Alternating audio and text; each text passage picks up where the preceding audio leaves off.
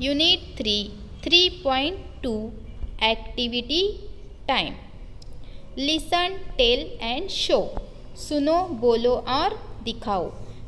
Teacher: Amit, come here, take this card and put it in the right place.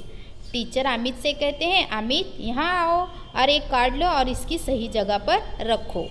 Amit: it says window, I kept in near the window.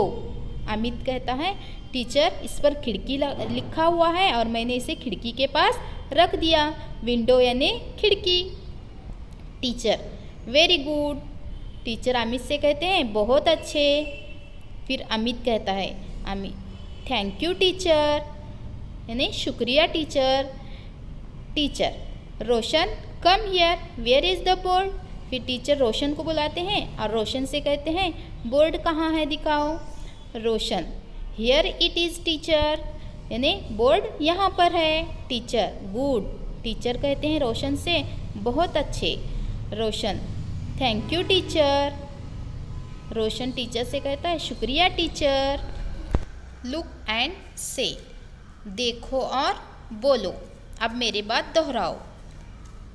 Duster, chair, door, bench, table, clock, computer. और आपको ये अल्फाज अपनी 4 line की बयाज में लिखना है।